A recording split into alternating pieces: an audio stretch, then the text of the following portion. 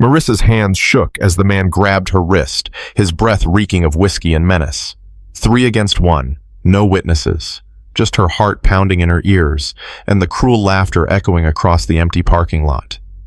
She thought of her son waiting at home, his drawing taped to her dashboard, "My hero is mommy." But heroes don't shake like this. Heroes don't cry. Then she heard it thunder rolling in from nowhere, growing louder, closer, angrier. Before we continue, hit that subscribe button and stay with me until the very end of this story. Comment below what city you're watching from so I can see how far this message of hope travels. Now let's begin. "Mom, I'm hungry." Marissa Cole stared at the orange light on her dashboard. Empty.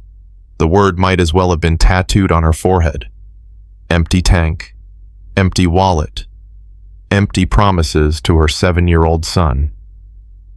"I know, baby. We'll eat soon." "You said that yesterday." Her chest tightened. Tyler was right. She'd said it yesterday, and the day before, and every day since her ex stopped sending money and started pretending they didn't exist. "Mom." "What, sweetie? Are we poor?" The question hit harder than any punch. Marissa gripped the steering wheel tighter, kept her eyes on the road, blinked fast so Tyler wouldn't see the tears. "We're just going through a rough patch." Jackson Pemberton says his dad says people who drive old cars are poor. Jackson Pemberton's dad can mind his own business. Tyler went quiet. Marissa immediately felt guilty. He was 7.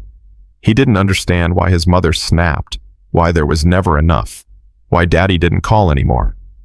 "I'm sorry, baby. Mommy's just tired." "You're always tired." Truth hurt worse when it came from innocent mouths. The van coughed. Once, twice. The engine stuttered and Marissa's heart stopped. Not here. Not now. Not in the middle of Highway 12 with no money and no plan. "Come on, come on, come on," she whispered, patting the dashboard like it was a sick dog. "Just get me to the gas station, please." The van kept going. Barely. "Mom, why are you talking to the car?" "Because sometimes cars listen better than people." Tyler giggled. That sound her boy laughing made everything worth it. Every double shift, every skipped meal, every night crying into her pillow after he fell asleep. Worth it. Miller's Stop and Go appeared ahead. 2 pumps flickering neon sign probably hadn't been updated since 1987. But it had gas, and that's all that mattered. "Stay in the car when we stop, okay?" "But I want, Tyler, stay in the car." His bottom lip pushed out. "You never let me do anything." "I let you breathe, don't I? That's something." She pulled up to the farthest pump. Killed the engine, said a little prayer it would start again. $12.37 in her wallet. She'd counted it 3 times during her shift at Rosie's Diner. Counted it again in the parking lot at Tyler's school. Still the same number. Math didn't lie even when you wanted it to. $8 for gas. $4 for milk and bread. Maybe. Marissa unscrewed the gas cap, jammed the nozzle in, squeezed the trigger. The numbers climbed. 1 gallon. 2. Each gallon felt like a small miracle. The store door slammed. Her stomach dropped before she even looked up. 3 men stumbled out laughing too loud, walking too loose. Day drinkers. She'd served enough of them at the diner to recognize the signs. One wore a stained tank top, tattoos covering both arms. Bad tattoos, the kind you get in someone's basement. Second guy had a backwards red cap, jeans hanging off his hips. Third was tall and skinny with a patchy beard and eyes that looked mean even from 20 feet away. "Don't look at me. Don't look at me. Don't look at me." She focused on the pump. 4 gallons. 5.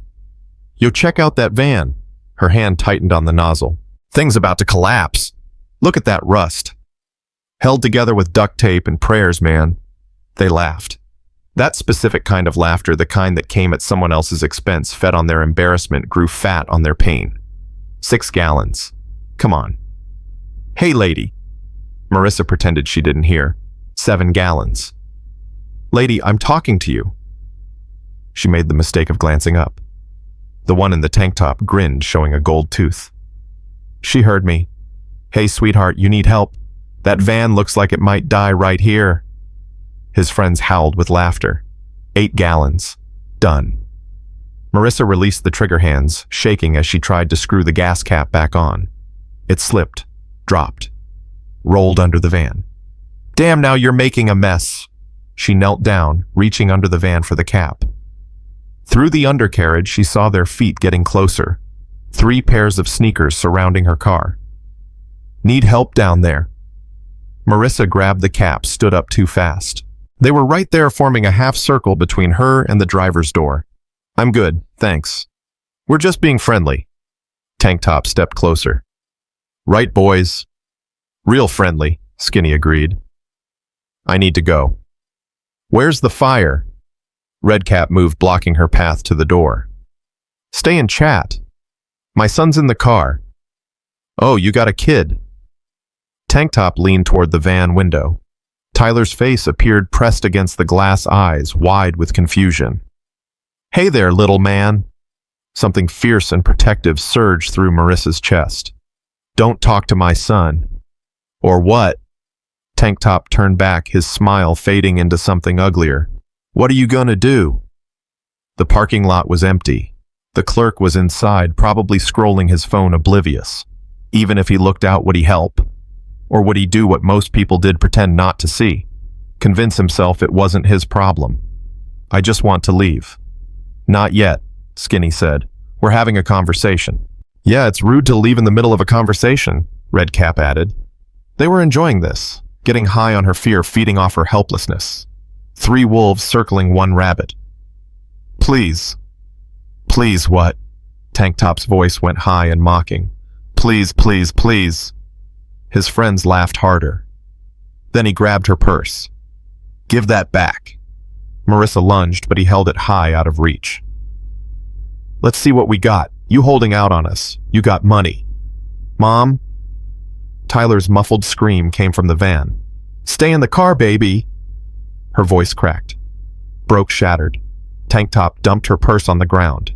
Everything scattered, wallet, keys. Tyler's crayons loose, change a photo of her and Tyler at his kindergarten graduation, the last time she remembered feeling truly happy. $4. Tank Top held up the bills. That's it. That's all. Skinny picked up her wallet, flipped it open. Driver's license says Marissa Cole, 2247 Maple Street. He looked up, grinning. That where you live, Marissa? Pure terror shot through her veins. Don't what? Too late. I know where you live now. Redcap scooped up her keys, jingled them. Nice of you to bring your keys. Real convenient. Give those back. Marissa dropped to her knees, scrambling to gather her scattered belongings. Her hands shook so badly she could barely grip anything. Coins slipped through her fingers. The photo of Tyler landed face down in a puddle of old motor oil. Look at her crawling around, Tank Top said. Like a damn dog. They laughed. That laughter would haunt her dreams. Marissa's hand closed around her phone. She looked up and something in her face must have changed because Tank Top's smile flickered. I'm calling the police. Go ahead. They'll take 20 minutes. We'll be gone. But we know where you live, Marissa Cole. 2247 Maple Street. We know where your boy sleeps. The threat hung between them, sharp and clear. Mom. Tyler was crying now, really crying, the sound of a child who knew something was very wrong, but didn't understand what. That sound broke something in Marissa. Broke the part of her that had learned to stay quiet, stay small, stay invisible. The part that believed if you didn't make waves, maybe you'd survive. Her son was crying, and she was done being scared. Marissa stood up, phone clutched in one hand, and looked Tank Top straight in his bloodshot eyes. Get away from my car. For half a second, something flickered across his face. Surprise, maybe. Respect. Then it vanished, replaced by something meaner. Or what, Marissa Cole? What are you? The sound cut him off. At first, Marissa thought it was thunder. But there were no clouds. The sound grew louder, deeper, coming from everywhere and nowhere. Tank Top's head swiveled toward the highway. Redcap took a step back. Skinny's grin disappeared. The rumble became a roar. Then they appeared. Motorcycles. Heavy, loud chrome flashing. They turned off the highway into the parking lot one by one. Not racing, not showing off. just arriving with the inevitability of a storm front. 1 bike, 3, 7, 10, 12. They spread out across the parking lot, engines rumbling like thunder that refused to fade. The lead rider wore black leather and denim. His beard was long and silver-streaked, his arms covered in tattoos that told stories Marissa couldn't read. He looked like someone who'd lived 1,000 lives, survived them all, and learned something from each one. He saw Marissa immediately, saw the men surrounding her, saw her belongings scattered on the ground, saw everything in a single glance. He raised one hand. The engines cut to silence. 12 motorcycles, 12 riders. Complete silence except for Marissa's ragged breathing. The lead rider dismounted slowly, removed his sunglasses. His eyes were pale blue, the kind that looked through you and found the truth you were trying to hide. "This ain't your business, old man." Tank Top's voice tried for tough, but came out shaky. The rider didn't respond. He took 3 steps forward. Suddenly, the space felt smaller, the air heavier. He wasn't particularly tall, but he had presence, the kind that made height irrelevant. Behind him, the other riders were dismounting. A woman with gray hair and a braid, a black man with a scar down his cheek, a younger guy with a prosthetic arm. Others, all watching, all silent. "We were just talking to the lady," Redcap said. "Just having a conversation." The rider's eyes moved from face to face, weighing, measuring, finding them wanting. Then he looked at Marissa and his expression softened. "Ma'am, you okay?" Marissa opened her mouth. Nothing came out. Her throat was too tight. She shook her head. The rider nodded once, turned back to the 3 men, still silent. He didn't need words. The other riders had formed a half circle mirroring the trap the 3 men had created, but reversed. Now, they were the ones surrounded. "Look, we don't want trouble," Skinny said, his voice jumping. The rider tilted his head slightly. "Don't want trouble. Interesting." His voice was gravel rough, but quiet. "Because it looks like you were making plenty of trouble a minute ago. We were just... I can see what you were doing." The rider's voice never rose, but it cut clean through excuses. "I can see her belongings on the ground. I can see her son crying in that van. I can see 3 grown men surrounding one woman at a gas pump. And I'm wondering what kind of men do that." Silence. Heavy and absolute. "I'll tell you what kind." The rider took another step forward. "The kind who pick on people who can't fight back. The kind who find courage in a bottle and strength in numbers. The kind who make the world darker just by existing in it." Tank Top's face flushed red. "You don't know. I know enough. I know you have 30 seconds to apologize to this woman, return her belongings, and leave this parking lot, or things get complicated." "Complicated how?" Tank Top tried for bravado, but his voice shook. The rider smiled. It wasn't pleasant. "I've got 11 brothers and sisters behind me. We just rode 200 miles and we're tired. We're hungry. And we're in a mood to teach lessons to people who need teaching. You can take the easy road, apologize, and leave. Or you can take the hard road. Your choice. Choose quick." Redcap was already moving, bending down, scooping up Marissa's belongings. "I'm sorry. We were just messing around. Didn't mean nothing." "The money," the rider said. "What?" "The $4. Give it back."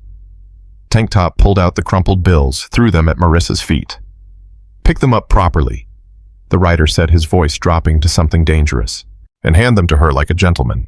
Tank Top's face went through several shades of red and purple. He bent down, picked up the money, held it out to Marissa. His hand shook. "I'm sorry."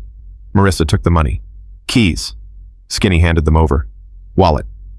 The driver's license came back. When Marissa had everything, the rider turned to the 3 men. "Now leave. Don't stop. Don't look back. Don't come back here. Clear." They practically ran to their car, stumbling over each other. Tank Top looked back, once mouth opening like he wanted to say something. The rider took 1 step toward him. Tank Top's mouth snapped shut. They piled into the car engine, roaring tires squealing as they peeled out. The motorcycles didn't move until the car disappeared completely. Then the tension broke. The woman with the gray braid approached Marissa. "You okay, honey?" Marissa nodded. then shook her head, then started laughing, a high hysterical sound she couldn't control. "I know that laugh," the woman said kindly. "That's the laugh that comes when you realize you're safe. I'm Sarah." "Marissa." "Nice to meet you, Marissa. Hell of a way to meet, though." The lead rider approached slowly. "Name's Ryder Shaw. That's Sarah, Marcus, Tommy, Jesse, Dale, Christine, Bobby, Iron, Mike, Preacher, Dutch, and Wheels." "You're a club." "We're a family," Ryder corrected. "Road saints. We ride together, we look out for each other. When we see wrong happening, we make it right." The van door opened. Tyler climbed out, face tear-stained but curious. "Mom." Marissa pulled him close, breathed in the smell of his hair. "It's okay, baby. Everything's okay now." "Are these the good guys?" Tyler whispered loud enough for everyone to hear. Ryder chuckled. "I'd like to think so, son. They look like bad guys in movies." Tyler. But Ryder laughed, genuine and warm. "Out of the mouths of babes. Kid's got a point. We don't exactly look like Sunday school teachers." "Speak for yourself," the man-called Preacher said. "I am a Sunday school teacher." Several bikers laughed. The remaining tension dissolved. "Your van okay?" Marcus moved around to the engine. He popped the hood without asking. "When's the last time you changed the oil?" "I don't remember." "That's what I thought. You're running on hope here." "It's all I've got." "Hold up." Marcus pulled out his phone, made a call. "Tony Marcus. I need you at Miller's Stop and Go with an oil change kit. Now, because I said so." He hung up. "My nephew runs a shop 10 minutes from here. He'll bring what we need." "I can't pay." "Did I ask you to pay?" "But." "Ma'am," Ryder said quietly, "let us help. It's what we do." Sarah was watching Tyler, who stared at the motorcycles with barely contained excitement. "You ever seen a Harley up close, kiddo?" Tyler shook his head, eyes huge. "Want to sit on one?" He looked up at his mother. "Can I?" Marissa hesitated, then nodded. These people, these strangers who looked like outlaws, had just saved her. What could it hurt? Sarah led Tyler to her bike, deep purple with gleaming chrome. She lifted him onto the seat, let him grip the handlebars. "Feel that power, that's freedom. Remember that feeling." Ryder moved closer to Marissa, speaking low. "You want to talk about it?" "About what?" "Whatever brought you here with $8 in gas and $4 in your wallet, looking like you've been carrying the world so long you forgot what it feels like to put it down." Marissa's eyes burned. "I'm fine." "That's the second time you've said that. Both times were lies." She looked at him, this stranger with kind eyes. "Why do you care?" "Because somebody cared for me once when I needed it. Figured I'd pass it along." The dam broke. Not loud, just silent tears streaming down her face. Months and years of exhaustion and fear finally finding a crack to leak through. Ryder didn't try to comfort her with empty words. He just stood there, solid, waiting. "I'm so tired," Marissa whispered. "I'm tired of being scared. Scared I can't pay rent. Scared my car will die. Scared something will happen to Tyler and I won't be able to protect him. Today, I couldn't protect him. They could have hurt us. But they didn't. You kept your head. You kept him in the car. You did what you needed to do. I was so scared. Being scared doesn't make you weak. Being scared and standing anyway, that's what makes you strong." A truck pulled into the lot. A young man hopped out carrying tools and oil bottles. "Uncle Marcus, what's the emergency?" Marcus pointed at the van. "Oil change, now." "On it." The bikers scattered. Some worked on the van. Others stood guard. Christine went into the store, came out with sandwiches and juice boxes. "For the kid, and you look like you haven't eaten today." Marissa hadn't. She accepted gratefully. Tommy checked her tires, added air. "You're 6 months past needing new tires. These are bald." "I know." "Can't drive on bald tires. Not safe. Not with your boy." "I know." What else could she say? Tommy exchanged a look with Ryder. Some wordless conversation passed. "Tony," Marcus called. "What else you got in that truck?" Some tires I was going to mount tomorrow." "Perfect. Get them. We'll mount them now." "I can't afford," Marissa started. "Stop," Ryder said, not unkindly. "Just stop. Let people help you." She closed her mouth. watched these strangers swarm over her dying van like a pit crew. They worked with easy efficiency, passing tools without asking anticipating needs before they were spoken. Tyler sat on Sarah's bike, eating his sandwich, asking 1,000 questions. Sarah answered each one patiently. "We're like modern knights," Sarah told him. "We ride the highways, looking for people who need help. Like superheroes." "Something like that. Except we don't have capes or special powers, just good hearts and loud bikes." "That's still cool." Preacher came over, adjusting his collar. "Ma'am, I don't want to presume, but if you need resources, food banks, assistance programs, I work with organizations that might help." He handed her a card. "I'm not very religious," Marissa said. "Neither am I most days." Preacher grinned. "But the programs work whether you believe or not. Pride's expensive. Help's free. Think about it." By the time Tony and Marcus finished, the van had new tires, fresh oil, topped-off fluids, new wiper blades. "Your brake pads are worn too," Marcus said, "but they'll get you through a few months if you're careful." "I don't know how to thank you." "Don't need thanks. Just pay it forward when you can." Ryder reached into his vest, pulled out a worn leather wallet. He opened it, pulled out bills, pressed them into Marissa's hand. She looked down. $200. "I can't." "You can. You will." "But, ma'am." Ryder's voice was gentle but firm. "You're going to take this money, fill your tank, buy groceries, pay whatever bill is most urgent. And someday when you're on the other side of this hard season, when you see someone else struggling, like you're struggling today, you're going to help them. That's the deal. I'll pay you back." "You won't. This isn't a loan, it's a gift. From people who know what it's like to hit bottom and have a stranger throw you a rope." One by one, the other bikers came forward. Sarah pressed a 50 into her hand. Christine added 40. Dutch gave 20. By the time they finished, Marissa was holding over $500 and crying so hard she could barely see. "This is too much." "It's exactly enough," Sarah said, wrapping her in a hug that smelled like leather and second chances. The bikers began mounting their rides. Engines rumbled to life. Tyler hugged Sarah, then Marcus, then Ryder. "Are you really knights?" he asked Ryder. "We try to be. You be one too, okay? Look out for your mom. She's something special." "I know," Tyler said solemnly. Ryder ruffled his hair, then stood. He looked at Marissa. "You're stronger than you think. Don't forget that." "I won't. And if those boys come back, they won't, but if they do, call the police. Then call me." He handed her a card with a phone number. Road saints don't leave people behind. The motorcycles rolled out one by one, engines thundering. Marissa and Tyler stood and watched until the last bike disappeared. Tyler tugged her hand. "Mom, are you still sad?" She looked down at her son, at his beautiful face and worried eyes, and she smiled. Really smiled for the first time in months. "No, baby, I'm not sad anymore." They climbed into the van, which started on the first try, smooth and quiet, and drove home. The money was tucked safely in her purse. The card with Ryder's number was in her wallet. The memory of strangers who became angels was carved into her heart. That night, after Tyler fell asleep, Marissa sat at her kitchen table and counted the money again. $560, more than she'd seen at one time in over a year. She thought about what Ryder said. Pay it forward. Be stronger than you think. She thought about those boys' faces when the motorcycles rolled in, the fear, the recognition that they'd chosen the wrong woman because she wasn't alone.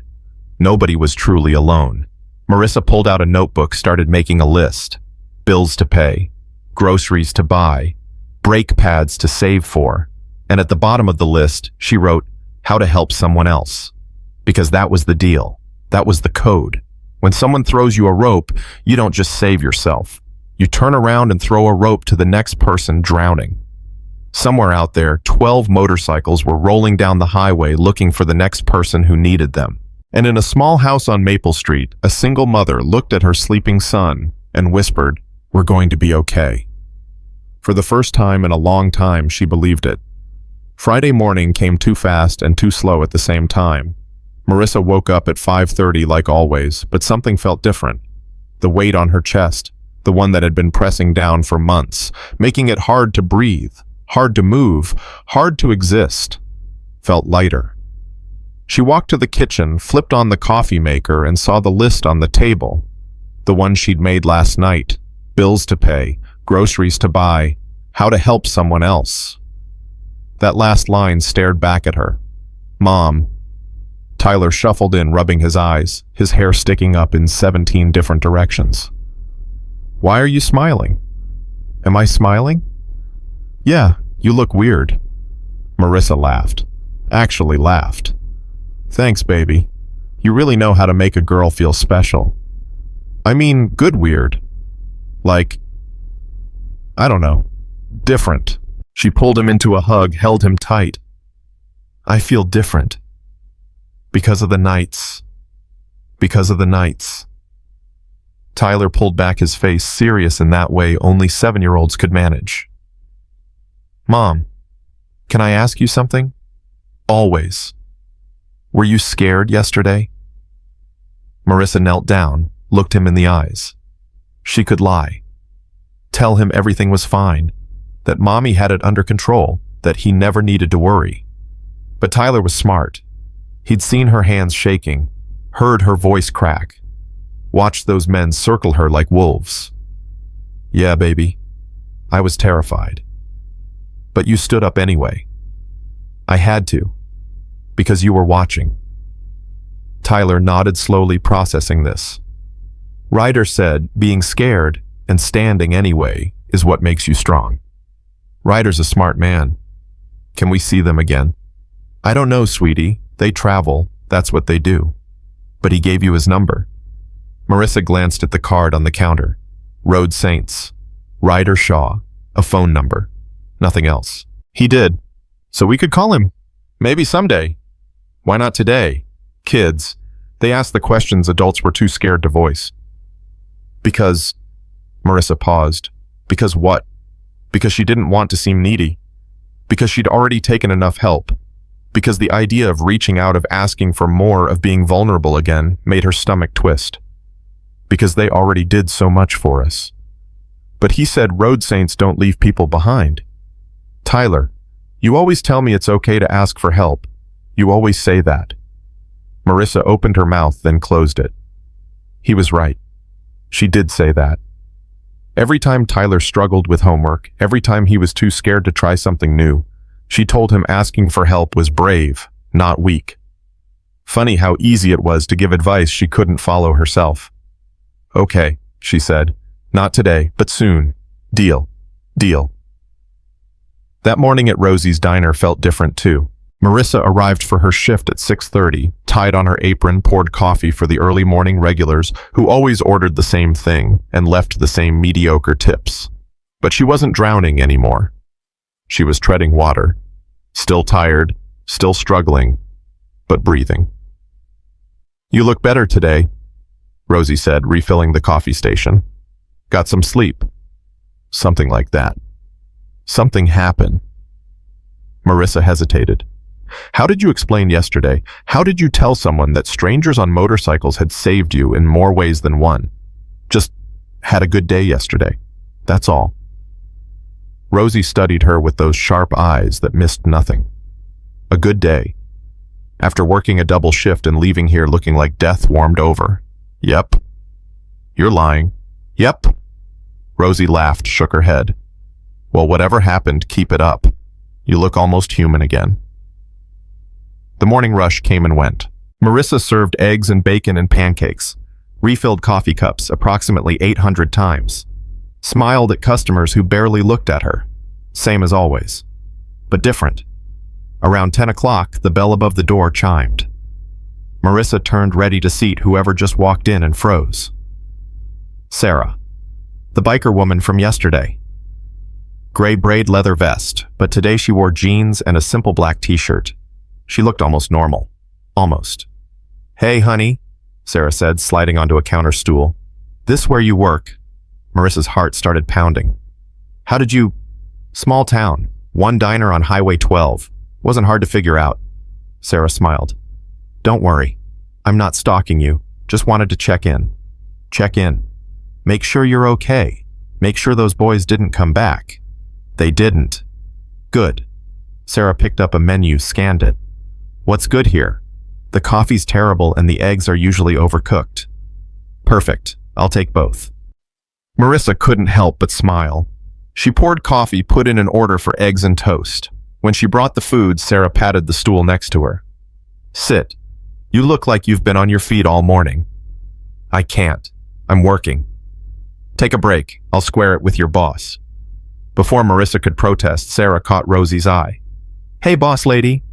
Mind if your girl takes 5 minutes? I'll make it worth your while. Rosie looked at Sarah at her leather vest draped over the back of the stool at the Road Saints patch, visible on the shoulder. Her eyebrows went up. You one of the bikers from yesterday? News traveled fast in small towns. Guilty, Sarah said. Rosie looked at Marissa. You know her. Sort of. She give you trouble. The opposite, actually. Rosie studied them both for a long moment. Then she shrugged. 5 minutes. Not a second more. Marissa sat her hands wrapped around a coffee cup she didn't want. You didn't have to come here, she said quietly. I know. So why did you... Sarah took a bite of eggs, chewed thoughtfully. Because yesterday scared me. Scared you? We've been riding together for years. The Road Saints. We've broken up fights, helped stranded motorists, run off creeps harassing women at truck stops. It's what we do. But yesterday... Sarah paused. Yesterday, I saw something in your eyes. Something I recognized. What? The look of someone who's been drowning so long they forgot what dry land feels like. Marissa's throat tightened. I had that look once, Sarah continued. 23 years ago. I was in a bad marriage, real bad. The kind where you check the locks at night and sleep light because you don't know what mood he'll come home in. The kind where you measure your words, walk on eggshells, make yourself small, because maybe if you're small enough, he won't notice you, won't hurt you. Sarah, I left one night. Just grabbed my daughter and left. Had $40 and a quarter tank of gas. We made it to a truck stop outside Tulsa before the car died. I sat there crying, trying to figure out what to do, where to go. And then these bikers pulled up. Scared the hell out of me at first. Thought I'd escaped one nightmare just to walk into another. But they helped you. They saved me, fed me, fixed my car, gave me money, gave me a phone number, told me if I ever needed anything at all to call. Sarah looked at Marissa. I called that number 3 weeks later when my ex tracked me down. They came, all of them, and he never came near me again. Is that why you joined them? That's why I became them. I couldn't ride back then, didn't know how. But they taught me that being strong doesn't mean you don't need help. It means you're brave enough to accept it when it's offered. Marissa blinked hard, fighting tears. I don't know how to do this. Do what? Accept help. Ask for help. I've been on my own so long I don't... Her voice cracked. I don't know how to let people in. So learn. Sarah reached over, squeezed her hand. That's what yesterday was. Lesson 1. Today's lesson 2. What's lesson 2? Sarah pulled out her phone, scrolled through photos. She turned the screen toward Marissa. A picture of a group of women, different ages, different backgrounds, all smiling. Every Wednesday night we meet at the community center on 5th Street. It's a support group. Single mothers, women, escaping bad situations, anyone who needs help. We share resources, watch each other's kids, help with bills when we can. No judgment, no pressure, just women helping women. I don't know. You don't have to decide now, but the offer stands. Wednesday nights, 7 o'clock. Show up if you want, don't if you don't. But know the door's open. Rosie appeared, refilling Sarah's coffee. 5 minutes is up. Yes, ma'am. Sarah stood, pulled out a 20, dropped it on the counter. For the food and her tip. That's too much. It's exactly right. Sarah grabbed her vest, shrugged it on. Think about Wednesday, okay? Okay. Sarah headed for the door, then stopped. Oh, and Marissa, you're doing better than you think. Keep going. Then she was gone, leaving Marissa standing at the counter with a $20 bill and a lump in her throat. Wednesday came faster than Marissa expected. She spent Monday and Tuesday talking herself out of going, making excuses, telling herself she was too busy, too tired, that she didn't need a support group because she was handling everything just fine. Except she wasn't fine. She was barely holding on. And the difference between barely holding on and actually drowning was smaller than she wanted to admit. "Mom, are we going somewhere?" Tyler asked, Wednesday evening, watching her change out of her work clothes into jeans and a clean shirt. Maybe. Maybe there's a meeting at the community center. What kind of meeting? How did you explain support groups to a 7-year-old? It's where people go to help each other. Like the Knights helped us. Something like that. Can I come? They have babysitting there for kids. You'd get to play while I'm in the meeting. Tyler's face lit up. Really? With other kids? Yeah, baby. Cool. Let's go.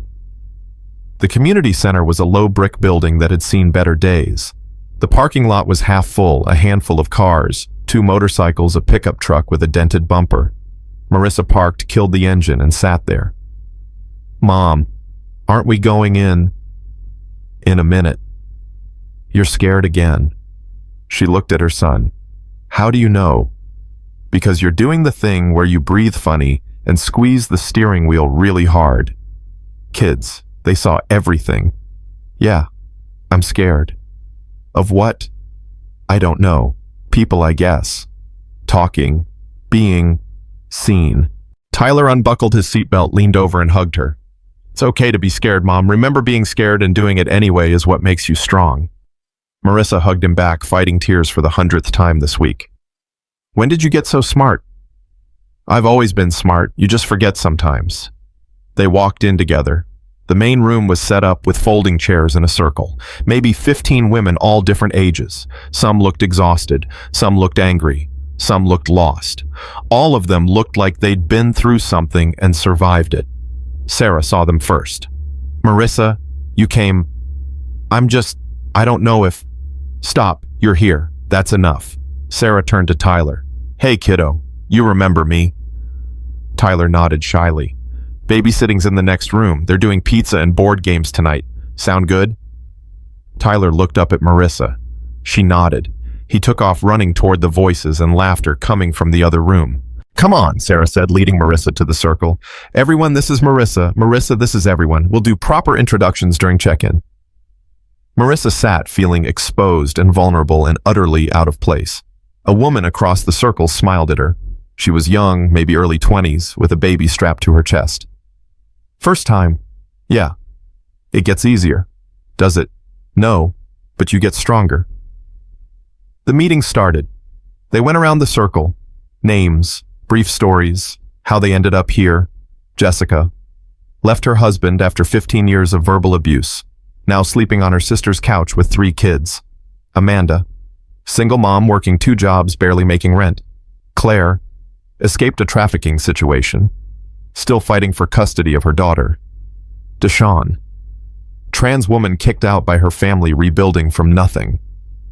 Maria, undocumented, terrified of deportation but more terrified of going back to the man who swore he'd kill her if she left. Each story hit like a fist to the gut. Each woman carrying weight that would crush most people. Each one still standing, still fighting, still breathing. Then it was Marissa's turn. "I'm Marissa. I have a 7-year-old son. My ex stopped paying child support 6 months ago. I work doubles at a diner, but it's not enough. I'm behind on rent. My car's falling apart. And last Thursday, 3 men harassed me at a gas station in front of my son." She paused. "Some bikers stopped them, fixed my car, gave me money, and I don't know what to do with that." "Do with what?" Sarah asked gently. "The help, the kindness. I don't know how to..." Marissa's voice cracked. "I don't know how to not feel guilty about it." "Why do you feel guilty?" This from Claire. "Because I should be able to handle things myself. Because I'm his mother. Because if I can't take care of my own kid, what kind of mother am I?" Several women nodded. They understood. They'd all felt it. Can I tell you something? Jessica said. My ex used to tell me that asking for help was weakness, that if I was a real mother, a real woman, I'd handle everything alone. I believed him for 15 years.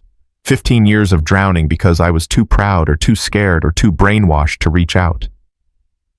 What changed? Marissa asked. My oldest daughter came home crying.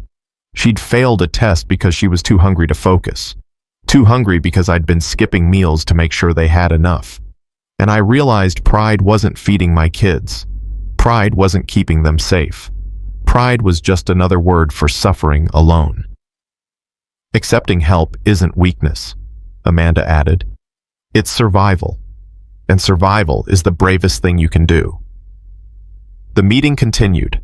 They talked about resources, food banks, legal aid, childcare assistance, women offering to watch each other's kids, someone offering a spare room, someone else offering a car when theirs broke down. They talked about the small victories. Jessica's daughter made honor roll. Amanda got promoted to shift supervisor. Claire won a hearing in her custody case. Deshawn found an apartment that accepted her. And they talked about the hard days. The days where getting out of bed felt impossible. The days where they wanted to give up. The days where the weight was too much and the future looked too dark. But we're still here, Sarah said. All of us. Still fighting. Still standing. Still breathing. That counts for something. After the meeting, women clustered in small groups. Some exchanged phone numbers. Some just hugged. Marissa stood awkwardly on the edge, not sure where she fit. Claire approached her, the woman who'd survived trafficking. You did good tonight. I barely said anything. You showed up. That's everything. It doesn't feel like enough. It never does. But it is. Claire shifted the baby on her hip. Sarah told us what happened Thursday, about the bikers stopping those guys. Yeah. You know what I heard in that story? What? I heard about a woman who put herself between danger and her child. I heard about a woman who stood up even when she was terrified. I heard about a woman who's stronger than she knows. Claire smiled. That's you, whether you believe it or not. Sarah appeared with Tyler, who was carrying a slice of pizza and talking animatedly with another kid. Mom, this is Jackson. He goes to my school and he has a PlayStation. That's great, baby. Can Jackson come over sometime? Marissa glanced at Jackson's mother, Amanda from the circle. Amanda smiled. If you're okay with it, I'm okay with it. Yeah. Sure. Tyler and Jackson high-fived, already making plans. See, Sarah said quietly to Marissa, you're not alone anymore. They walked to the parking lot together. Other women waved goodbye, calling out to each other, making plans for coffee, for play dates, for helping someone move this weekend. Same time next week? Sarah asked. Marissa surprised herself by nodding. Yeah, same time next week. Driving home, Tyler chattered about Jackson and the games they played and the pizza and how one of the babysitters taught him a card trick. Marissa listened, responding when needed, but her mind was elsewhere.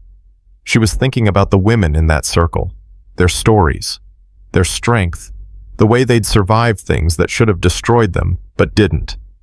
She was thinking about what Claire said, about showing up being everything.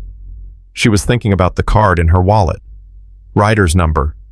Road saints don't leave people behind. Mom. Yeah, baby. I like it here. Like what? This, us, the way things are now. Even though we're broke, even though our car was held together with duct tape until last week. Yeah, because you smile more now, and you're not as scared. Marissa reached over, squeezed his hand. I'm still scared sometimes. That's okay. Ryder said being scared and doing it anyway is what makes you strong, and you're the strongest person I know. When they got home, Marissa tucked Tyler into bed, kissed his forehead, turned off the light. Then she sat at the kitchen table with the list she'd made last Friday, the one with how to help someone else written at the bottom. She pulled out her phone, opened a notes app, and started writing. Ways to pay it forward. Volunteer at the community center. Offer to watch someone's kids. Share resources with other mothers. Stop saying no when people try to help. Stop feeling guilty for needing help. Show Tyler that asking for support is strength, not weakness. Remember that surviving is enough. Remember that I'm not alone. Remember that I'm stronger than I think. She stared at the last line for a long time. Remember that I'm stronger than I think. Ryder had said that. Sarah had said that. Claire had said that. Even Tyler in his 7-year-old wisdom had said it. Maybe it was time to start believing it. Marissa picked up Ryder's card, ran her thumb over the embossed letters. Road Saints. She didn't call, not yet. But she didn't throw it away either. Because someday she might need them again. Or maybe, just maybe someday someone else would need them and she'd be the one making the call. The one throwing the rope to the next person drowning. That's how it worked, she was learning. Someone saves you, then you save someone else. A chain of hands reaching down into dark water, pulling people up one by one. Marissa Cole might be broke, might be exhausted, might be barely holding on. But she wasn't drowning anymore. She was learning to swim, and that for now was enough. 3 weeks passed like water through fingers, fast and slow at the same time. Marissa fell into a rhythm she didn't know was possible. Work pick up Tyler. Wednesday night meetings repeat. The weight on her chest didn't disappear, but it shifted. Became manageable. Became something she could carry without collapsing under it. She paid rent. Not all of it, but enough that her landlord stopped leaving threatening notes on her door. She bought groceries without counting every penny. She even put $20 in savings. $20. It felt like a fortune. Tyler was happier too. He had play dates with Jackson now. Amanda would pick both boys up from school on Tuesdays, and Marissa would take them on Thursdays.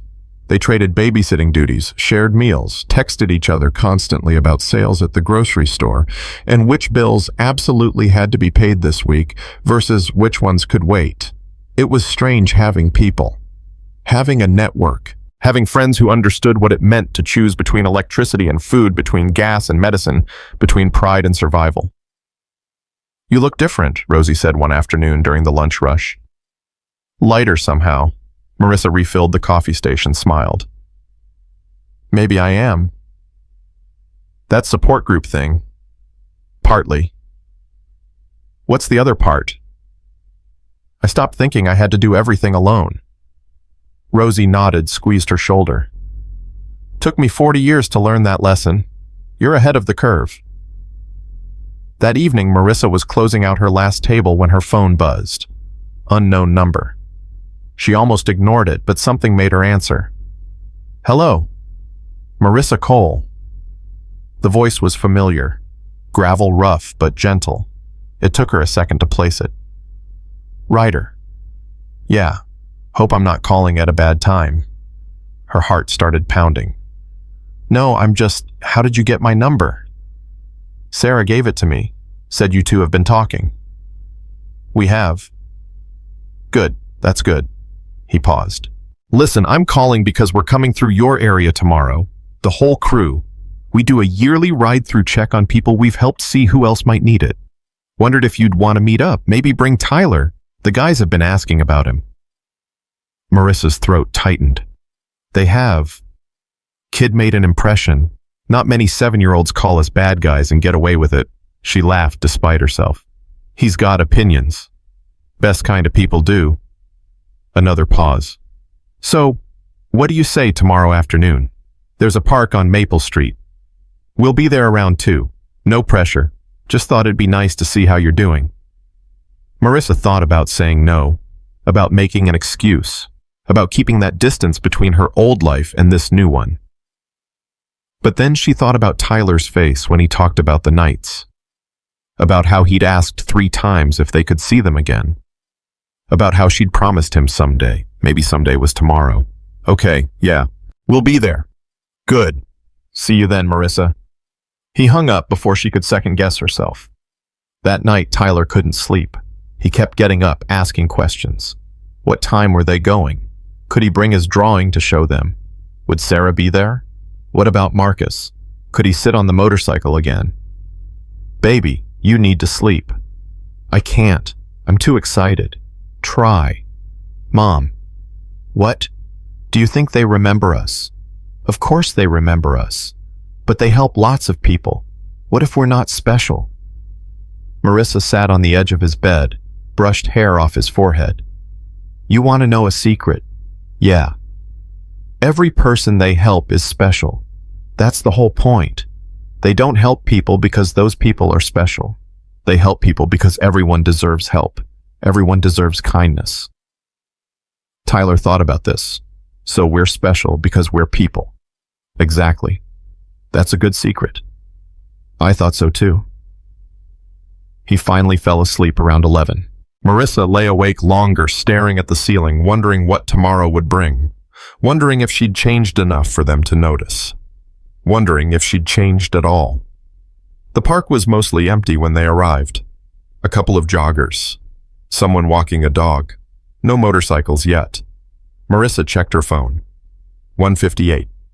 They were early. Mom, what if they don't come?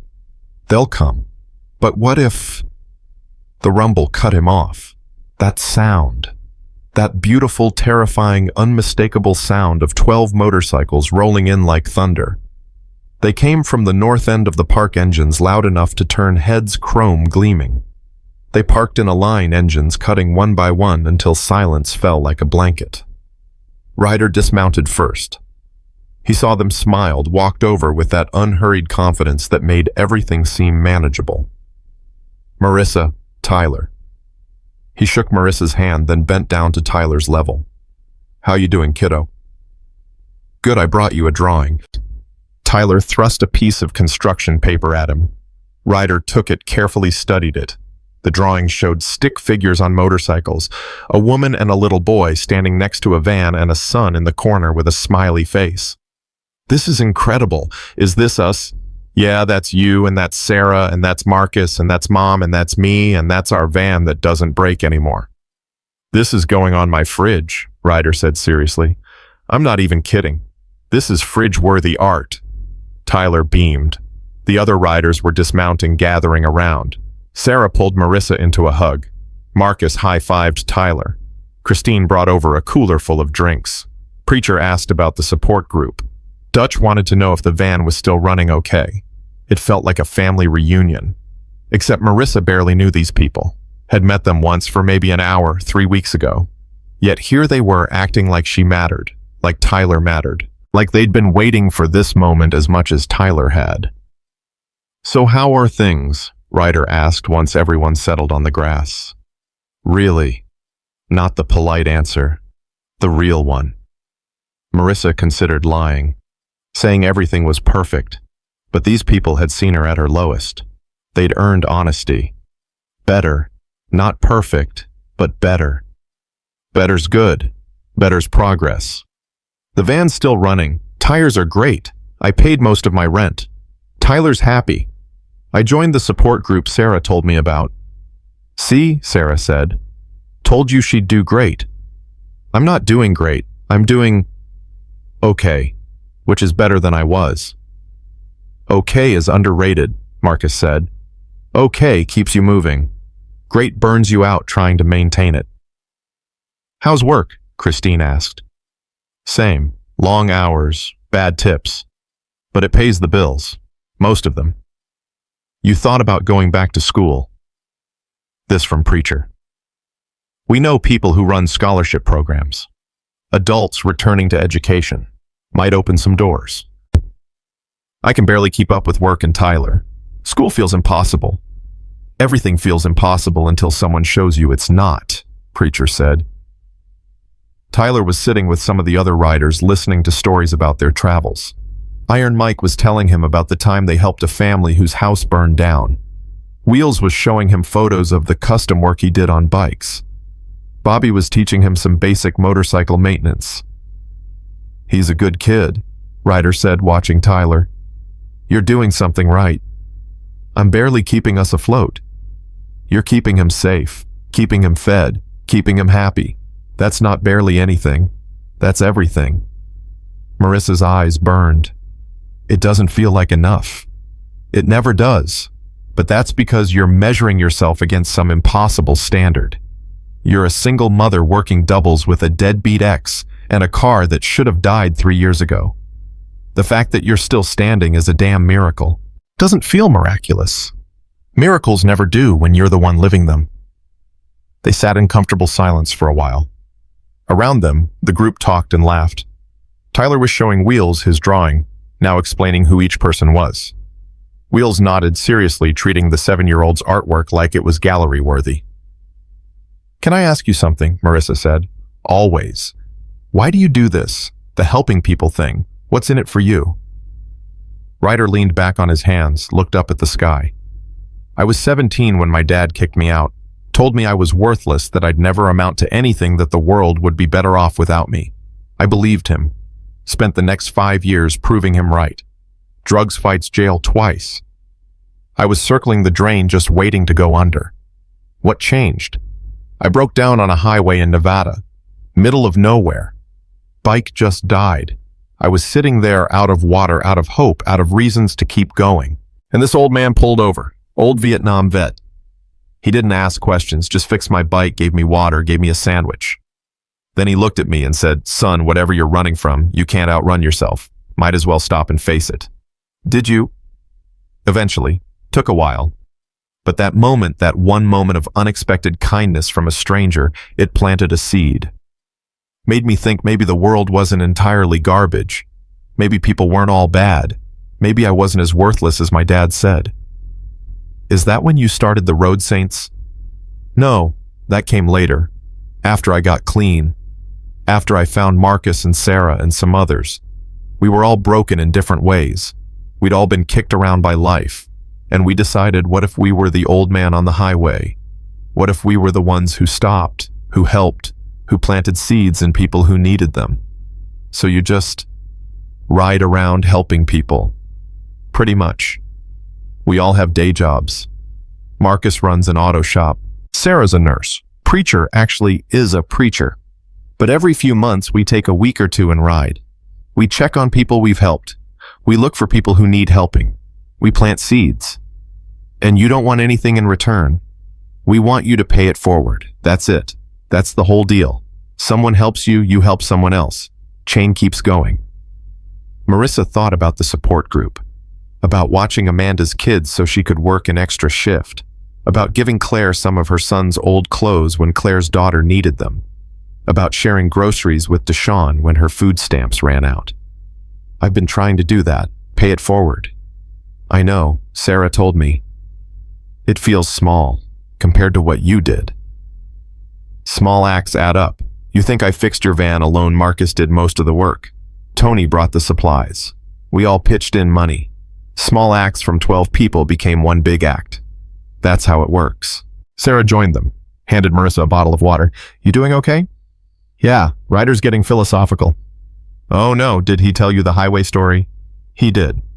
He tells everyone that story. It's his origin story, like Batman but with motorcycles." Ryder laughed. "You make me sound like a superhero." "You kind of are," Sarah said. "Just admit it. We're not superheroes. We're just people who decided to give a damn." "Same thing," Marissa said quietly. The afternoon stretched on. Someone brought out a football. Tyler and some of the bikers started tossing it around. Others pulled out sandwiches and chips, turned the gathering into an impromptu picnic. Christine had a guitar started playing.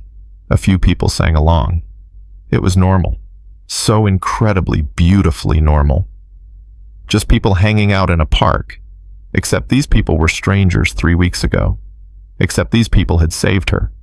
Except these people made her believe things could get better. "Marissa!" Amanda's voice cut through her thoughts. Marissa turned. Amanda was walking toward them, Jackson running ahead. Tyler saw his friend let out a whoop, and the two boys collided in a hug. "Amanda, what are you doing here?" "Sarah texted me. Said the Road Saints were in town. Thought I'd bring Jackson." Amanda looked around at the group. "This is them. The bikers. Yeah. They're not what I expected. They never are." Amanda approached Ryder, stuck out her hand. "Hi, I'm Amanda. I'm in the support group with Marissa. Sarah's told us about you." "All good things, I hope," Ryder said, shaking her hand. "Mostly good. Some questionable fashion choices." Ryder laughed. Fair enough.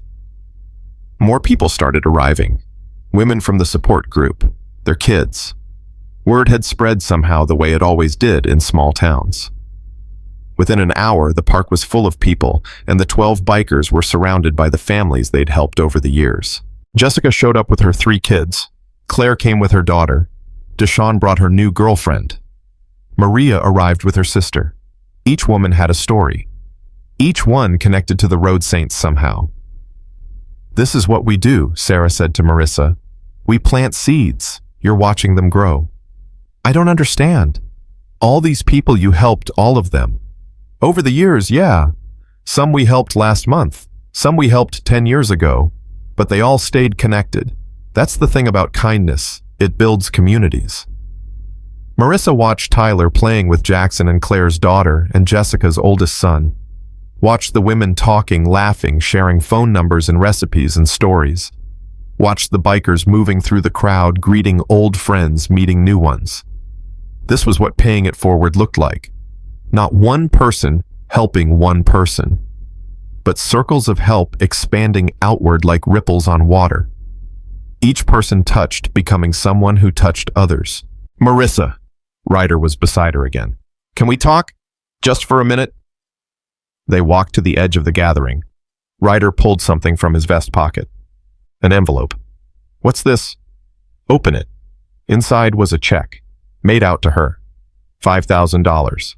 Marissa's hands started shaking. I can't accept this. You can. You will. Ryder, this is too much. It's not from us. Well, not directly. We have a fund. People donate. People we've helped, people who just believe in what we do. We give it out when we see someone who needs it. But $5,000 is enough to catch up on rent, pay off some debt, maybe take a class or two, maybe breathe for the first time in years. Tears streamed down Marissa's face. Why me? There are people who need it more. Those people got theirs. This is yours. But there's a condition. What condition? When you're on your feet, really on your feet, not just treading water, you pay it forward. Could be money. Could be time. Could be just being there for someone the way we were, there for you. Deal. Marissa looked at the check. $5,000. More money than she'd seen in her life. Enough to change everything. Deal, she whispered. Good. Ryder pulled her into a hug. You're going to be okay, Marissa. I know you don't believe it yet, but you are. Later that evening, after everyone left, after the park emptied and the motorcycles rumbled away into the distance, Marissa sat on a bench with Tyler. That was the best day ever, Tyler said. It was pretty good. Mom, can I ask you something? Always. Are we still poor? Marissa thought about the check in her pocket, about the community she'd found, about the women who had her back and the son beside her, and the future that suddenly seemed possible. We're still struggling. Money's still tight, but we're not alone anymore. And that makes us rich in the ways that matter. I don't understand. You will. Someday. But for now, just know this. We're going to be okay. Promise. Promise. They drove home as the sun started setting. The check sat in Marissa's purse. The card with Ryder's number was in her wallet. The memory of the afternoon of laughter and community and hope was carved into her heart. That night, after Tyler went to bed, Marissa sat at her kitchen table and made a new list. Not bills to pay, though those were still there. Not groceries to buy, though she still needed those too. This list was different. Goals. Pay off debt. Take one college class. Start a savings account. Help someone else the way I was helped. Teach Tyler that asking for help is strength. Remember that I'm not alone. Remember that better is enough. Remember that I'm stronger than I think. Believe it. She stared at that last line for a long time. Believe it. That was the hardest part. Not accepting help, not asking for it, but believing she deserved it. Believing she was worth saving. Believing that her struggling mattered, that her survival meant something, that her story wasn't over yet. Marissa picked up her phone, scrolled to Sarah's number, sent a text. Thank you. For everything. For today. For the group. For not giving up on me. Sarah's response came immediately. We don't give up on people. Ever. That's the whole point. Now get some sleep. You've got work tomorrow. Marissa smiled, plugged in her phone, turned off the lights. Tomorrow she'd cash the check. Tomorrow she'd make plans. Tomorrow she'd start figuring out what came next. But tonight she just breathed. Let herself feel the weight lifting. Let herself believe just for a moment that maybe, just maybe, things really were going to be okay. Because she wasn't drowning anymore. She wasn't even treading water. She was swimming. And with each stroke, the shore got a little bit closer. 6 months changed everything and nothing at the same time. Marissa still worked at Rosie's Diner, still poured coffee for customers who barely looked at her, still came home exhausted. But the exhaustion felt different now. Lighter. Like she was tired from living instead of just surviving. The $5,000 had been a lifeline. She paid off 3 months of back rent, caught up on utilities, fixed the brakes Marcus had warned her about, put $1,000 in savings, actual savings in an actual account, earning actual interest. The number was small, but it existed. That meant something. She'd also enrolled in 2 classes at the community college, business administration, started online, fit them around her work schedule and Tyler's school. The first assignment had taken her 4 hours to complete something that should have taken 1, but she'd done it, turned it in, got a B+. Tyler had taped it to the fridge next to Ryder's drawing. Look, Mom, you're getting gold stars too. Wow. She was learning what the women in the support group had tried to tell her. That progress wasn't linear. That some days you moved forward and some days you slid back and both were okay. That healing wasn't a destination but a journey, and journeys took time. Wednesday nights had become sacred. The support group grew. More women joined. Some left their situations improving enough that they didn't need the weekly reminder that they weren't alone. But most stayed because even when things got better, having people who understood was worth more than anything money could buy. Marissa, you got a minute? Amanda caught her after one meeting. Jackson and Tyler were playing in the corner with some other kids. Sure, what's up? I need advice, or maybe just someone to tell me I'm not crazy. You're not crazy. There, done. Amanda smiled, but it didn't reach her eyes. I got a job offer. Better pay, better hours, actual benefits, but it's in Kansas City, 3 hours away. Amanda, that's amazing. It means leaving this, leaving all of you, starting over in a city where I don't know anyone. So you take us with you? What? Not physically, but you've got all our numbers. You've got this group. Distance doesn't erase that. But what if I can't do it alone? You're not alone. You're never alone. Not anymore. Marissa grabbed her hand. You take that job. You give Jackson the life he deserves. And when it gets hard, because it will get hard, you call one of us. We'll talk you through it. You really think I can do this? I know you can. 6 months ago, I couldn't imagine surviving another week. Look at me now.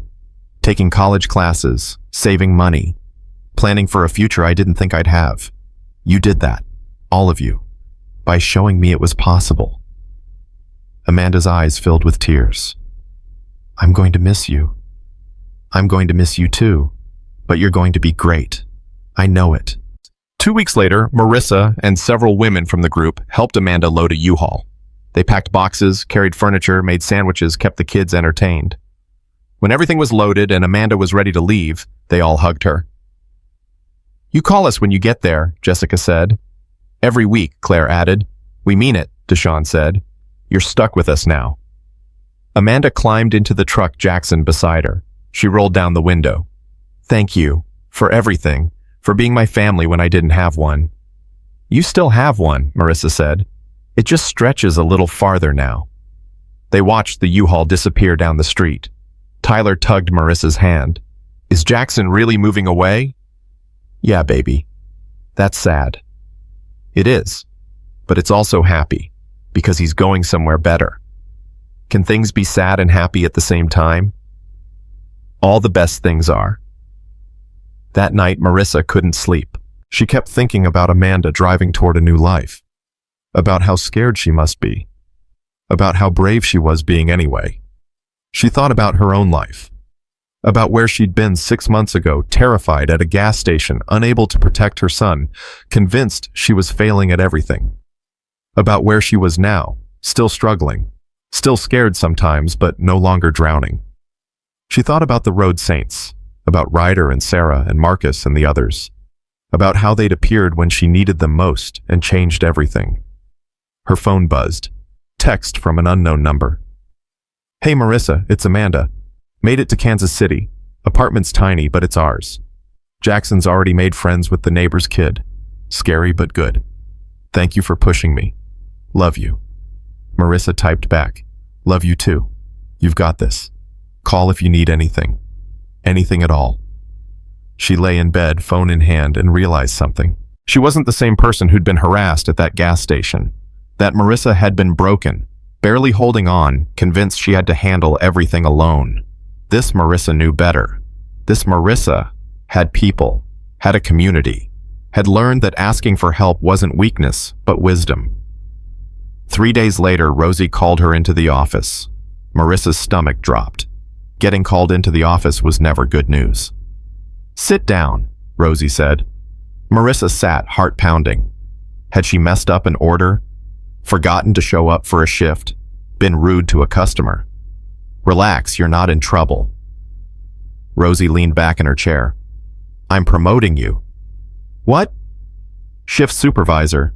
More money, better hours, some actual authority. You interested?" Yes. Yes, of course, but why?" "Because you show up. Every day. On time. You work hard. You don't complain. And lately you've been helping train new servers without me even asking.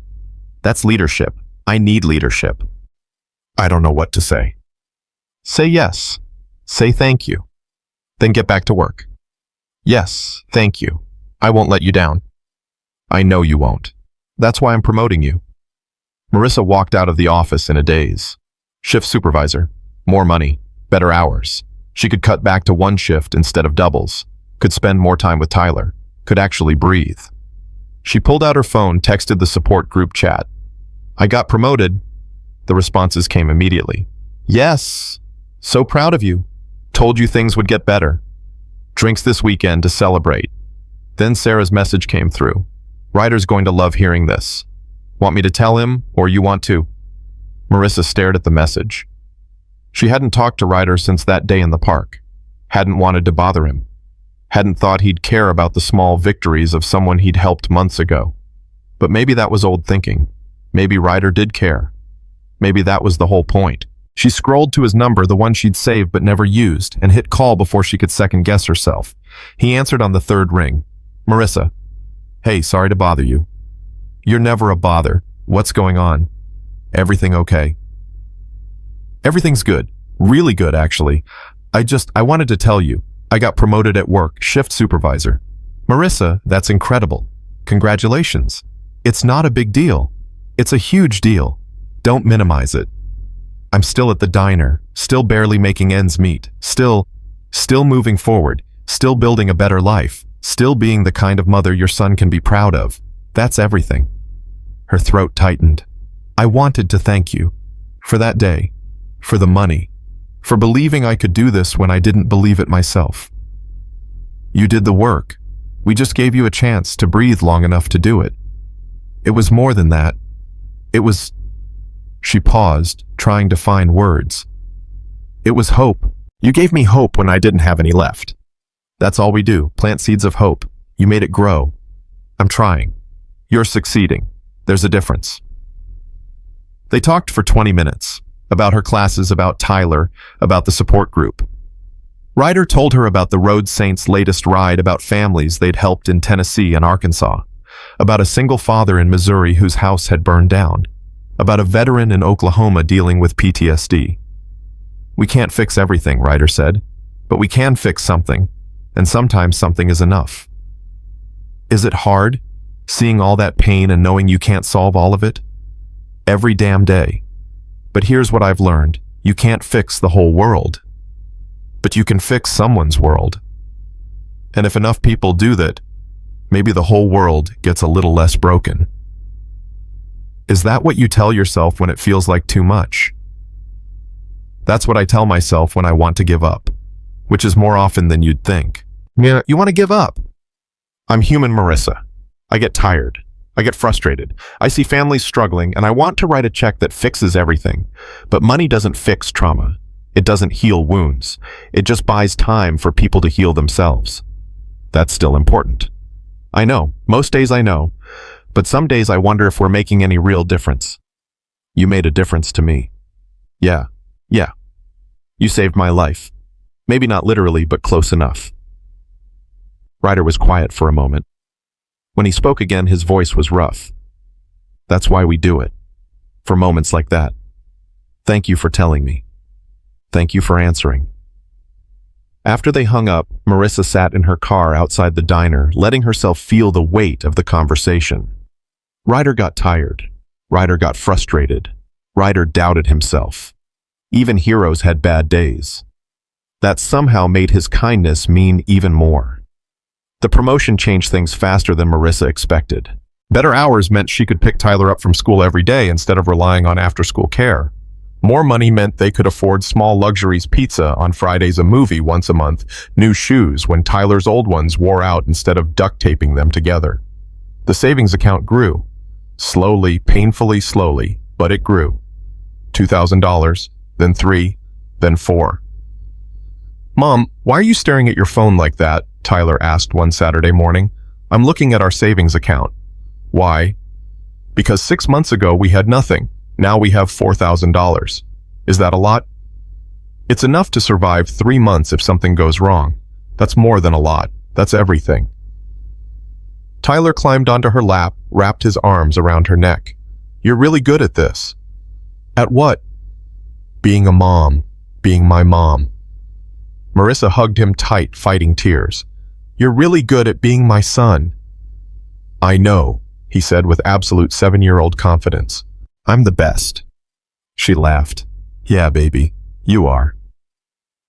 That afternoon, the doorbell rang. Marissa opened it to find Sarah standing there, helmet in hand, huge grin on her face. Get dressed. We're going for a ride. What? I can't. You can. Tyler's covered. Jessica's picking him up in 10 minutes. You and I are going riding. Sarah, I don't know how to ride a motorcycle. Not driving. Riding. On the back of mine. Come on. When's the last time you did something just for fun? Marissa couldn't remember.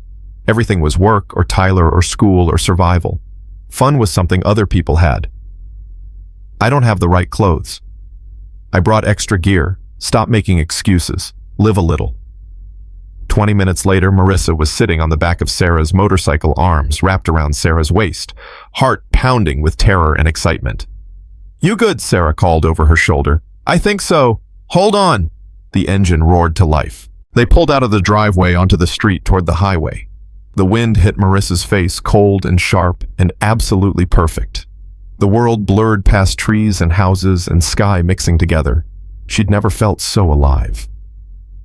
They rode for an hour, taking back roads through the countryside. No destination, just riding. Sarah would point out things occasionally, a deer in a field, an old barn, a creek running alongside the road. But mostly they just rode in silence, letting the wind and the engine and the freedom speak for themselves. Finally, Sarah pulled over at a rest stop. They dismounted and Marissa's legs shook. How do you feel? Sarah asked. Like I just lived a whole year in 1 hour. That's what riding does. Makes you present. Makes you feel everything. They sat at a picnic table. Sarah pulled out water bottles, handed one to Marissa. Why did you do this? Marissa asked. Do what? Come get me. Take me riding. You didn't have to. I know. I wanted to. But why? Sarah took a long drink of water. You remember what I told you about my ex, about escaping with my daughter? Yeah.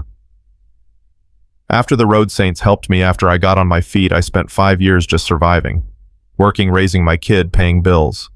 Survival mode became my whole life. I forgot how to live. What changed? Ryder. He showed up one day, asked if I wanted to learn to ride. I said no.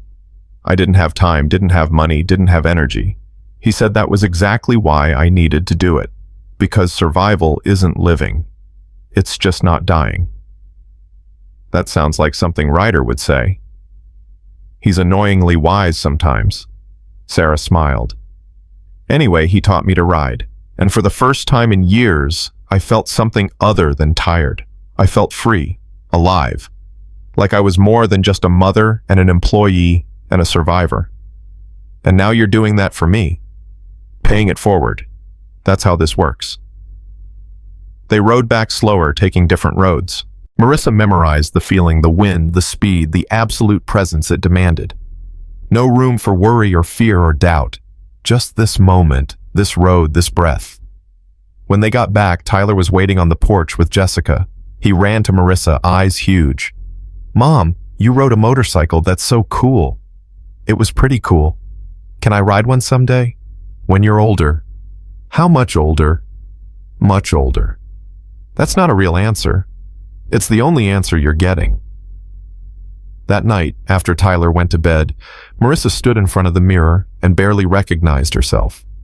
Not because she looked different, she didn't really. Same tired eyes, same too thin frame, same worn-out face. But something had changed.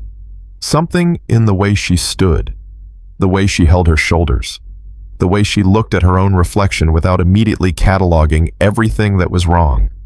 She looked like someone who'd survived something terrible and come out stronger. She looked like someone who was learning to live instead of just not die. She looked like herself. Finally. Her phone buzzed.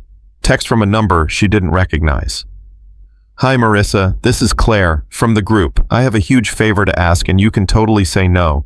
My daughter has a school presentation tomorrow and I'm scheduled for a double shift I can't miss. Any chance you could help her practice tonight? I know it's last minute. I'm so sorry." Marissa typed back immediately. "What time do you need me?" "Really? Are you sure?" "I'm sure. Text me your address. I'll be there in 20. She called Jessica, asked if she could watch Tyler for an hour. Jessica said yes without hesitation. That's what they did now. Asked for help. Gave help. Neither one keeping score. Claire lived in a small apartment above a laundromat. Her daughter Emma was 9 shy and terrified of public speaking. "I can't do it," Emma said, close to tears. "Everyone's going to laugh at me." "Why would they laugh?" Marissa asked. "Because I'm not good at talking in front of people." Nobody is. Not naturally. It's a skill. Skills can be learned. You're just saying that. I'm not. You want to know a secret? 6 months ago, I couldn't ask for help without having a panic attack. Literally couldn't do it. Now I ask for help all the time. Because I practiced. Because I learned. Really. Really. So let's practice your presentation. And if you mess up, who cares? It's just me. I'm safe. They practiced for an hour. Emma stumbled over words, lost her place, started crying twice. But she kept going, kept trying. By the end, she could get through the whole presentation with only minor mistakes. "See," Marissa said, "you did it. But I messed up a lot." Everybody messes up. The trick is not letting it stop you. Is that what you do? Every single day. Claire came home just as Marissa was leaving. "Thank you so much. I don't know what I would have done." "You would have figured it out, but I'm glad I could help." "Let me pay you." "Don't. Seriously. This isn't transactional. This is what we do. We help each other." "But I feel like I owe you." "You don't owe me anything. But if you want to pay it forward, help someone else when they need it." Driving home, Marissa thought about what she'd just said. Help someone else when they need it. That was the code. That was the deal. The chain of hands reaching into dark water, pulling people up one by one. She'd been pulled up. Now she was pulling others. That's what community meant. Not keeping score, not tracking favors, just helping because help was needed and you could give it. The next Wednesday at the support group, Emma gave her presentation. She stumbled twice but finished strong. Claire cried. Emma beamed.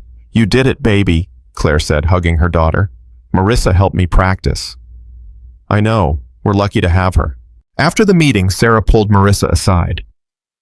I heard what you did for Claire. It wasn't a big deal. Stop. It was a big deal. You gave your time when you barely have any to spare. That matters. You've all done so much more for me. It's not a competition. We don't keep score. We just help. That's what I told Claire. Then you're learning. Sarah smiled. You're really learning. That night, lying in bed, Marissa thought about the past 6 months, about everything that had changed, about the person she'd been and the person she was becoming. She wasn't fixed, wasn't healed, still had bad days, still struggled, still woke up some mornings wondering how she'd make it through. But she had people now, had community, had proof that asking for help wasn't weakness but courage, had proof that surviving was enough and thriving was possible. She thought about the road saints, riding somewhere helping someone else who needed it, planting more seeds, building more chains of kindness. She thought about Amanda in Kansas City, building a new life, about Emma preparing for her presentation, about all the women in the support group fighting their own battles and winning small victories. She thought about Tyler sleeping in the next room, safe and fed and loved, and she thought about herself, still tired, still struggling, but no longer drowning, no longer alone, no longer convinced she had to be a hero to deserve help, just a woman learning to swim, learning to live, learning that sometimes the bravest thing you can do is accept the hand reaching down to pull you up, and then turn around and offer your hand to the next person who needs it. That was enough. That would always be enough, because chains of kindness didn't break. They just kept growing link by link, hand by hand, until everyone was connected, until nobody drowned alone. Marissa closed her eyes and slept better than she had in years. 1 year. 365 days since 3 men cornered her at a gas station, and 12 strangers on motorcycles changed her life. Marissa marked the anniversary by doing something she never thought she'd do again. She smiled at her reflection in the bathroom mirror and meant it. Tyler knocked on the door. Mom, we're going to be late. Late for what? The thing. The surprise thing Sarah told us about. Right. The thing. Sarah had called 2 days ago, told her the road saints were coming through town again, told her to keep Saturday afternoon free. Marissa had tried to get details, but Sarah just laughed and said it was a surprise. I don't like surprises, Marissa had said. You'll like this one. Trust me. Trust. A year ago, that word meant nothing. Now it meant everything. They drove to the community center, the same place where Marissa had attended her first support group meeting. The parking lot was packed, motorcycles lined up like soldiers' cars squeezed into every available space, people streaming through the front doors. What's going on? Tyler asked. I have no idea. Inside, the main room had been transformed. Tables everywhere loaded with food. Decorations hung from the ceiling. A banner stretched across the back wall read, 1 year strong. Marissa stopped walking. Her heart hammered against her ribs. Sarah appeared from the crowd, grinning. Surprise. What is this? It's an anniversary party. For you. For everyone. I don't understand. You will. Come on. Sarah led them deeper into the room. Marissa recognized faces, women from the support group, their kids, people from the park gathering 6 months ago. But there were others too. Strangers. Until Ryder stepped forward and they weren't strangers anymore. Marissa. Tyler. He shook her hand, ruffled Tyler's hair. Glad you could make it. Ryder, what's happening? Remember what I told you about planting seeds? This is what happens when they grow. Marcus appeared next to him, then Christine, then Preacher. The whole crew.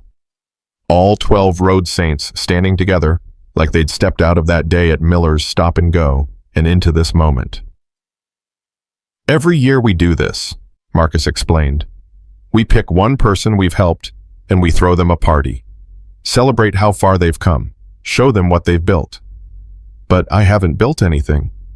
Look around, Christine said. Marissa looked, really looked. The room was full of people she knew. Jessica was there with her 3 kids, Claire with Emma, Deshawn with her girlfriend, Maria with her sister. Women from the support group she'd been attending for a year. Women she'd helped. Women who'd helped her. "You built this," Sarah said quietly. "You took the help we gave you and multiplied it. Every person you helped, they helped someone else. Every kindness you showed, it rippled outward. This room is full of people whose lives are better because you were brave enough to accept help and strong enough to pay it forward." Marissa's vision blurred with tears. "I don't deserve this." "Yes, you do," Ryder said firmly. "Stop telling yourself you don't." Tyler tugged her hand. "Mom, there's cake. Can I have cake?" Everyone laughed. The tension broke. Tyler ran off with some other kids, and Marissa found herself surrounded by people wanting to talk to her. Thank her tell her stories she didn't remember, but apparently mattered. A woman approached mid-30s, shy smile holding a toddler. "You probably don't remember me." "I'm sorry, I'm Bethany. We met at the support group 3 months ago. You stayed after and helped me fill out housing assistance paperwork. I got approved. My daughter and I moved into our own place last week." "Bethany, that's wonderful. It wouldn't have happened without you. I'd been trying to fill out those forms for months, but I couldn't understand them. You spent 2 hours walking me through every line. You didn't have to do that." "Of course I did. That's what we do." "That's what you do. Not everyone would." After Bethany moved on, another woman approached. Then another, each one with a story. Each one crediting Marissa with some small act of kindness she'd barely registered, watching someone's kids sharing groceries, helping with job applications, listening when someone needed to talk. "I didn't realize," Marissa said to Sarah during a quiet moment. "I didn't know I was helping that many people." "That's because you weren't keeping score. You were just being human. That's the best kind of help." Ryder called everyone to attention. The room quieted. He stood at the front, microphone in hand, looking exactly like someone who'd spent decades commanding respect without demanding it. "For those who don't know me, I'm Ryder Shaw. I ride with the Road Saints. We've been doing this work for 23 years, helping people when they need it most. Planting seeds of hope, building chains of kindness. Every year, we celebrate one person who took the help we offered and turned it into something bigger. This year, that person is Marissa Cole." Applause filled the room. Marissa wanted to disappear. "Marissa doesn't think she's done anything special," Ryder continued. "She'll tell you she just accepted help and tried to pay it forward. But here's what she doesn't see. She created a ripple effect. Every person she helped went on to help others. Every kindness she showed multiplied. This room is full of people whose lives are better because Marissa was brave." "Speech," someone yelled. Others picked up the chant. "Speech. Speech." Marissa shook her head violently. Sarah pushed her forward anyway. "You've got this." She stood next to Ryder, facing a room full of people who were looking at her like she was someone important. Someone who mattered. Someone worth celebrating. "I don't know what to say," she started, her voice shaking. "A year ago, I was barely surviving. I couldn't pay rent. Couldn't feed my son properly. Couldn't see a future beyond the next 24 hours. 3 men cornered me at a gas station, and I thought that was it. I thought I'd finally run out of luck." The room was silent. Everyone listening. Then, these people showed up. She gestured at the Road Saints. These strangers who looked terrifying but turned out to be angels. They didn't just fix my car or give me money. They gave me something I'd lost hope. They showed me that asking for help wasn't weakness, that accepting kindness wasn't shameful, that community was stronger than any struggle. Her voice steadied. The words came easier. Sarah introduced me to the support group. I met women who understood what it meant to choose between electricity and food, who knew what it felt like to fail as a mother even when you're doing everything right, who'd survived things that should have destroyed them but somehow kept going. She looked at the women scattered throughout the room. Jessica nodded. Claire smiled. Deshawn wiped her eyes. And slowly, so slowly, I didn't notice it happening, I stopped drowning. I started swimming. I got promoted at work, enrolled in college classes, built savings. But more than that, I learned what community means. I learned that we're not supposed to do this alone, that helping each other isn't transactional, it's just what humans do when we're being our best selves. Tyler pushed through the crowd, stood next to her. Marissa put her arm around him. My son asked me once if we were poor.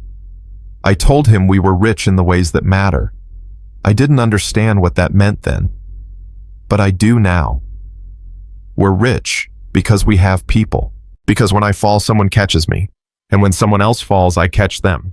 That's wealth. That's everything. She looked at Ryder. You told me to pay it forward, so I did. I helped Claire's daughter practice her presentation. I watched Bethany's baby while she went to job interviews. I shared groceries with Deshawn. I listened to Jessica when she needed to cry. Small things. Things that didn't feel important. They were important, Jessica called out.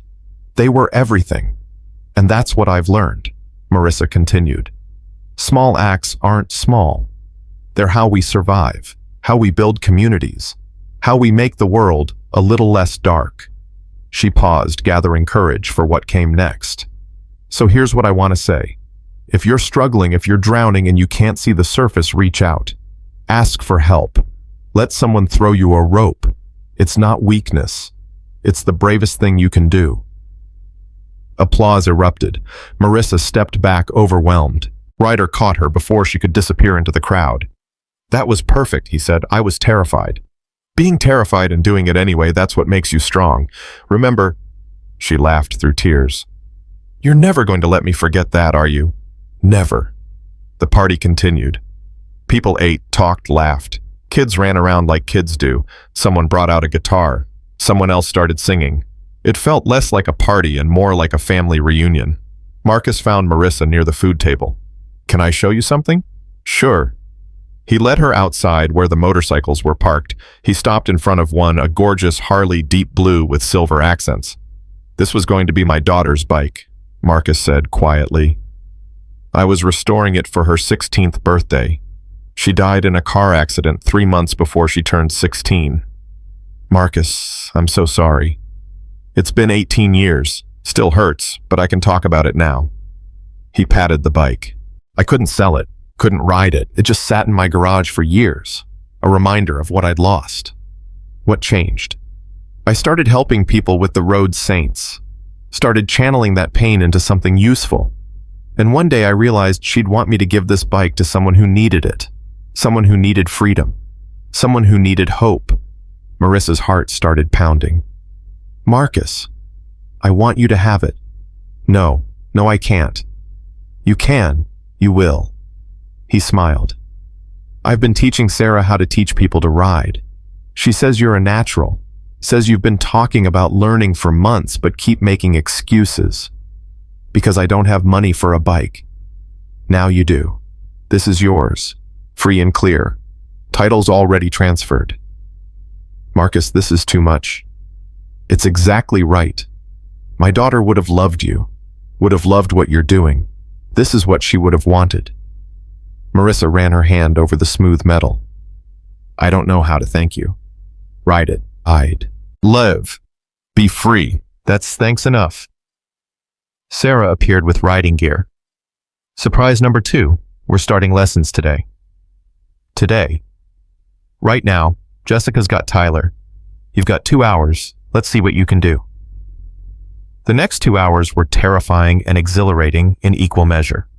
Sarah was patient but firm, correcting her grip, her posture, her gear shifts. Marissa stalled the engine 6 times, nearly dropped the bike twice, but by the end she was riding in slow circles around the parking lot, grinning like a lunatic. How does it feel? Sarah called out. Like flying. That's exactly right. Tyler watched from the doorway with Ryder bouncing with excitement. When Marissa finally stopped and dismounted, her legs shaking, Tyler ran to her. Mom, that was so cool. You were riding a motorcycle. My mom rides a motorcycle. I'm just learning baby. I'm not very good yet. You're the coolest mom ever. Ryder approached, hands in his pockets. You did good. I nearly crashed 5 times. But you didn't. You kept trying. That's what matters. Ryder, I need to tell you something. I'm listening. When you helped me a year ago, I thought it was a one-time thing. Thought you'd ride away and I'd never see you again. Thought I'd struggle alone forever. But you didn't just help me survive. You showed me how to live.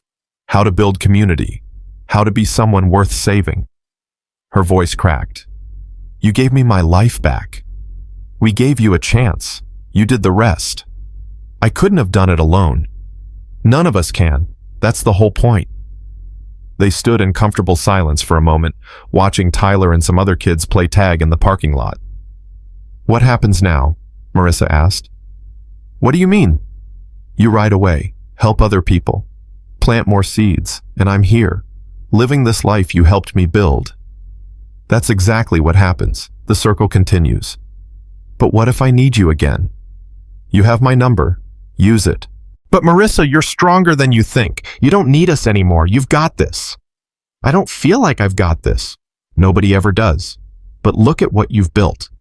Look at the people in that room. You did that. You created community where there wasn't one. You showed people that asking for help was okay. That's legacy. That's everything. The party wound down as evening approached. People hugged, goodbye, made plans to see each other at the next support group meeting, exchanged phone numbers with people they'd just met. The road saints started mounting their bikes, preparing to leave. Sarah hugged Marissa tight. I'm proud of you. I'm proud of me too. That's new. Get used to it. You've earned it. Marcus checked the bike one more time, made sure Marissa knew how to maintain it. Christine gave her a leather jacket. Every rider needs one. Preacher handed her a card with more resources for single mothers. Each rode. Saints said goodbye in their own way, each one leaving her with something: advice, encouragement, hope. Ryder was last. He shook her hand, then pulled her into a hug. Thank you, Marissa whispered, for everything, for saving me. You saved yourself. We just held the door open. That's not true. It is. Remember that when things get hard again, because they will get hard. Life doesn't stop being difficult just because you learned how to handle it. But you're not alone anymore. You've got people. You've got community. You've got proof that you can survive anything. I'll remember. Good. He released her, stepped back. One more thing. What? In 6 months, we're doing a ride-along event. Teaching people how to ride, building community, all of that. We need volunteers, people who've been where these folks are, people who understand what it means to need help and accept it. You want me to volunteer. I want you to lead it. You and Sarah. Show people what's possible when you're brave enough to ask for help and strong enough to pay it forward. Ryder, I don't know if I'm ready. You are, trust me. The motorcycles started up one by one. That sound, that beautiful thunder that had terrified her a year ago, now sounded like hope, like possibility, like angels announcing themselves before they changed someone's life. They rode out in formation, engines roaring, chrome flashing. Marissa and Tyler stood in the parking lot and watched until the last bike disappeared and the sound faded to nothing. They're really cool, Tyler said. Yeah, baby, they really are. Are you going to be like them when you grow up? I'm already grown up. Are you going to be like them now? Marissa looked at her son, at his beautiful face and wise eyes. Yeah, I think I am. They drove home in the van, which still ran perfectly thanks to Marcus's work a year ago. The motorcycle would stay at the community center until Marissa got her license. Sarah had already signed her up for classes. That night, after Tyler went to bed, Marissa sat at her kitchen table with a cup of tea and looked at the list she'd made a year ago, the one with how to help someone else written at the bottom. She'd accomplished everything on it and more. Time for a new list. She pulled out a fresh sheet of paper and started writing, but stopped after the first line. She didn't need a list anymore. Didn't need to plan how to help people or remind herself to pay it forward. It had become part of who she was. Instead, she wrote one sentence at the top of the page. Angels ride motorcycles, and sometimes they teach you how to become one too. She taped it to the refrigerator next to Tyler's drawing of the road saints, next to her B+ college paper, next to all the reminders of who she'd been and who she was becoming. Her phone buzzed. Text from Sarah. Same time next Wednesday, the support group needs someone to lead discussion. I nominated you. Marissa smiled, typed back. I'll be there. Another text came through. Amanda from Kansas City. Just helped a single mom whose car broke down. Paid for her tow and repairs. Felt good. Thanks for showing me how. Then Claire. Emma got an A on her presentation. She says she wants to be brave like you when she grows up. Then Deshawn. My girlfriend proposed. I said yes. Never thought I'd have this. Thank you for believing I deserved happiness. Then Jessica. Got promoted.